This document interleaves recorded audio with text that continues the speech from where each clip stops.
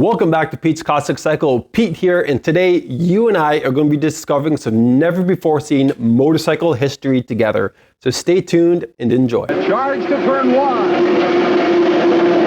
First wave is away. Everybody okay? A couple of wheelies in the front row. They're into turn one. Now you may be asking yourself exactly what kind of history we can discover here in my dining room. Well, guys, not every discovery involves going out, finding a barn find motorcycle, interviewing historical figures, going through old factory records. Some of these discoveries can actually be hidden in your attic or your basement, and that's exactly what we're going to go through today. So what I have here is a box of probably close to 1,200 photo slides. They're all from the Daytona 200 from 1979 to 1985, given a very thorough 6-year record of the most famous motorcycle race of all time. Now you might be asking yourself, why is this so important? Well guys, remember, this is before the time of digital photography, Instagram and Facebook. Back then, the only photos that were really published were in magazines or perhaps by team photographers. But besides that, all the fans were just in the private collections. Nothing was uploaded or shared publicly. So to have a full access behind the scenes record of this race, again from 79 to 85, it's absolutely amazing. I'm really excited to see what we find, who is in here, the bikes, the people, the races, and try to bring back the spirit and the energy of the old superbike days from the Daytona 200. Now, thankfully, with the aid of modern technology, I'm able to digitize all of these slides so I can share all of these images with all of you. So following this initial video, I'm going to be releasing every year of the Daytona race and subsequent videos where I'll share all of the photos in a slideshow. If you watch them, please comment if you know any of the racers, the bikes, if you've got any further information to support this historical record, that would be absolutely amazing. So without any further ado, let's load up some of these slides in the machine and see what kind of awesome history we can discover together. And right off the bat, I'm off to some really cool stuff. This looks like it's at some sort of motorcycle show or something at the event, where here you've got a Kawasaki Z1R Turbo set up as a race bike. Let's feed the next one in. I've got no idea what's coming up next. Oh, this is cool. This appears to be another turbo bike with a Tracy body on it. Oh, hold up. Awesome discovery number one. This is a Russ Collins bike. So this is a Russ Collins turbo built bike. So again, guys, we're 3 slides into this, already finding some really cool images of some awesome history. This is absolutely amazing. A Russ Collins turbo bike, Daytona 1979. So stoked. Let's get into it, shall we? Oh man.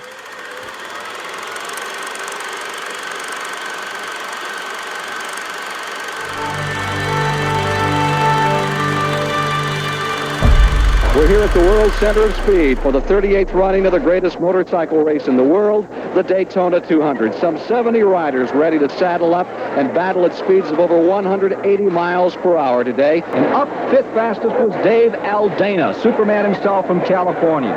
Flanking Aldana will be the Dutchman, Boet van Doelman. He'll start fourth. The third fastest qualifier, 1975 winner of the Daytona 200, Gene Romero. Then starting in the second position, replacing an injured Kenny Roberts, is Skip Axland.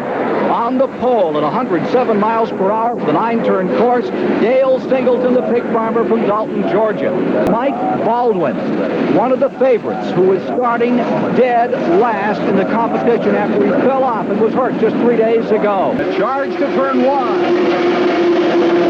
First wave is away. Everybody okay? A couple of wheelies in the front row. They're into turn one. Everybody up. Second wave is away.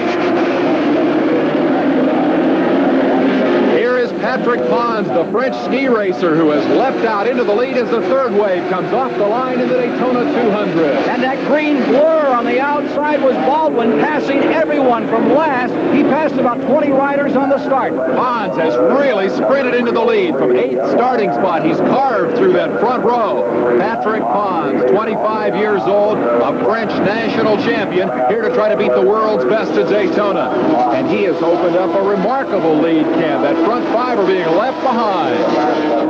Pass for second place, and here comes Singleton down the inside. The pole sitter on the move. Dale Singleton, the pig farmer, as the rest of that field knifes through the infield. The first of 52 excursions around this course for 200 miles. Patrick Ponce going to full speed on two wheels. Imagine being out there. He's going up to about 180 miles per hour in the next 3 seconds. Here comes that critical chicane. First time through. You see the next four riders beginning to use the draft to close it up on Ponce. Now hard on the brakes. The left-hand kick, then the hard right lean. Back to the left as the leaders work their way back to the high banking, and it's tightening up for the first 6 spots. Singleton in second, and David Aldana holds on to third. Also running up in that lead pack, Randy Momola among the front runners, and Boot Von Doolman is there as the second wave comes through the chicane. Tremendous amount of distance for Mike Baldwin to make up, but as we mentioned earlier, he's already passed 20 riders at the start. Leaders coming down to this critical first turn. Look at 180 miles an hour, slingshotting by a new leader as Dale Singleton takes the advantage going into turn 1. Axland in the number 2 spot, then Von Doolman and Pons. Aldana is 5th, Romero 6th as they hit the infield lap 2. Here they come, grabbing the gears, coming back for the International Horseshoe, about 110 miles per hour at this portion of the course. Hey guys, if you've enjoyed this video so far, please do me a big favor by clicking that subscribe button down below. It will really help me out and keep all of you notified about awesome upcoming content. So thank you very much. Now back to the video. Axland trying to move in on the new leader, Singleton. Ferocious competition and a very equal match in that lead 6-pack as they hook through the slowest portion of the course. This hard right-hand turn, then back on the gas. Baldwin coming up through machinery quickly. He has passed 27 riders in the first lap. Mike Baldwin is on the charge.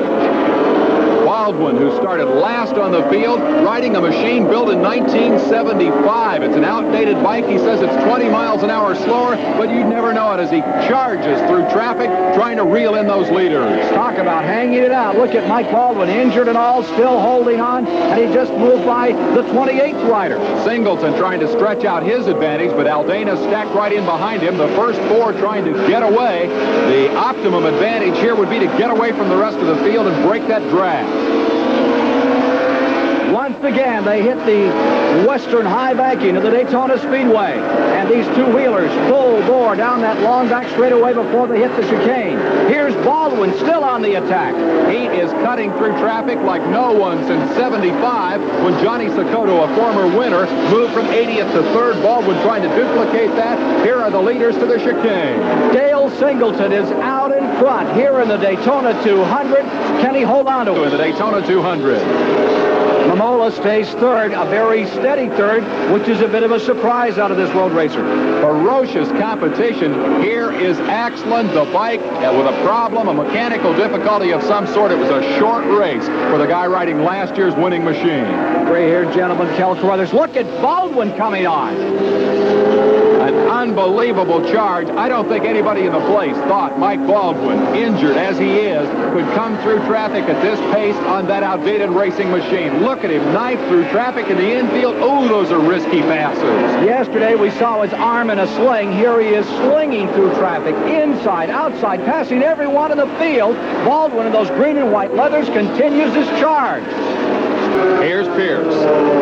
Second place rider. Attrition taking its toll. Pons falling back. Von Doolman falling out. Pierce en route to a runner-up finish here as the leader comes through the chicane for the final time. 2 other favorites, Axland and Romero, have retired from the event. The biggest moment in racing for Ron Pierce, his best finish ever at Daytona as he knifes into the chicane, trailing this man, Dale Singleton, by some 15 seconds at the conclusion of the Daytona 200. East end of the speedway, final time on the banking for Dale Singleton, just praying it stays together. $12,000 worth of motorcycle underneath him. He can win more than that right now as he comes to the line and wins the Daytona 200. Singleton is champ.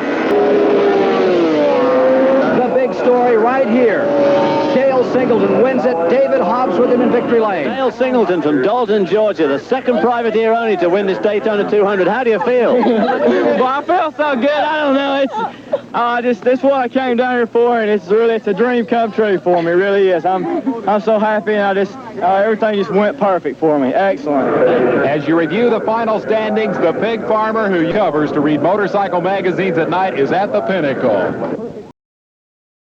It's the 1979 Daytona Motocross. The favorite has to be Bob Hanna, the dominant force in this kind of racing for the last 2 or 3 years. He is really supreme. Everybody else is trying to knock him off that throne. The guy with a good chance to do it won the first motocross here 8 years ago. The old veteran jammer Jim Weinert, the defending Daytona champ. Number 48, Marty Trice, deserves a call. He could make it 2 in a row here today. Last of the field, limbering up for this, the most physical of all motorsports activity. 41 riders from 4 heats, 2 semis, and a consi have qualified for this $31,000 shootout. Ready to go. The Daytona Motocross. Seconds away from a start. They're off. Beautiful start. Now it funnels down to 12 feet wide. As they rattle handlebars through turn number 1, it's going to be Gary Semix who emerges as the leader. One of the fastest starters in the business. Semix is out front. And Hurricane Hanna has dropped to 3rd place, last year's Supercross champion. Hanna trying to reel in Jim Weiner, who has stung him on the last lap, the last big jump. A lap rider in front of him. He's got it, Ken. He's home free. Weiner wins it. Jim Weiner victorious here is Marty Trice finishing in 3rd. 4th place goes to Darrell Schultz. What a ride he put on, but what a finish for Jim Weiner. 40,000 people welcoming Jim Weiner as #1 here at Daytona in motocross.